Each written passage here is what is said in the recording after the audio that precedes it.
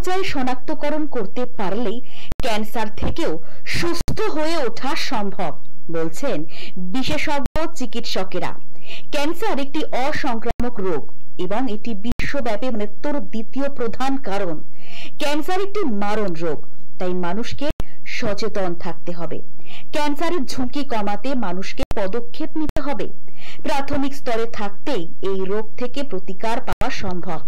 প্রথম পর্যায়ের সাধারণ লক্ষণগুলির মধ্যে রয়েছে উচ্চ বডি মাস ইন্ডেক্স, শারীরিক কার্যকলাপের অভাব, তামাক ব্যবহার এবং অ্যালকোহল ব্যবহার।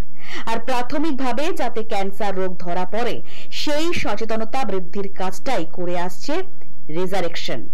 শনিবার দিন ইস্ট বেঙ্গল ক্লাবের সঙ্গে যৌথ উদ্যোগে আয়োজিত হল ক্যান্সার সচেতনতা শিবির, যেখানে উপস্থিত ছিলেন রজত গুহ, রূপক সাহা, সোমেন দাস, পার্থ সারথী দে, প্রাক্তন ফুটবলার এবং কোচ সুরজিৎ বাসু, যারা ক্যান্সারকে হারিয়েছেন বা সমাজ সেবার মাধ্যমে মানুষের উন্নতি করে চলেছেন। তাদের সম্বর্ধিত করা হলো এদিন। রেজারেকশন এনজিও তরফ থেকে জীবনেই প্রথমবার ইস্ট বেঙ্গল ক্লাবে একটা সুযোগ পেয়েছি।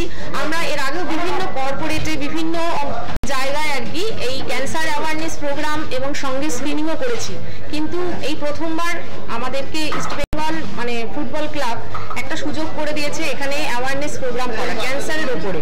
তো এখানে এসে আমরা ভীষণই খুশি হয়েছি এবং ওনাদের আন্তরিক সহযোগিতা আমাদেরকে আগামী দিনে আরো একবার এখানে যাতে আমরা প্রোগ্রাম করতে পারি সেই মানসিকতা আমাদেরকে গড়ে দিয়েছে আর কি। তো ভবিষ্যতে আমরা চেষ্টা করবো এখানে যেন একটা ক্যান্সার অ্যাওয়ারনেস তো হলোই, প্লাস স্ক্রিনিং প্রোগ্রামও যেন এখানে করা যায়, সেই ব্যাপারেই আমরা ওনাদের কাছে আবেদন রাখছি। মঞ্চে দাঁড়িয়ে আছি, খুব সাপোর্ট আমাদের ইস্টবেঙ্গল মিত্রদাও করেছিল, এটা মিথ্যা কথা বলা আপনি, আমি করেছিল, আজকে ফুটবল খেলেছি। এই আমার স্যার, আমি যখন তালতলায় খেলি তখন আমার স্যার ছিল আমার, ঠিক আছে, তখন আমার আমি খুবই গর্বিত এই মঞ্চে সবাই এসেছি। কিন্তু সব থেকে বড় একবার কিছু না করে যেমন বলেছে ডাক্তার, সপ্তাহে যে 70 মিনিট করে পড়ে, আর নিজের উপর কনফিডেন্স খুব ইম্পর্টেন্ট ব্যাপার। আমার কাছে যদি আমার ক্ষমতা থাকে আমাকে হটাতে পারবে না, পারিও নি, পারবেও না। Bureau report, channel 10।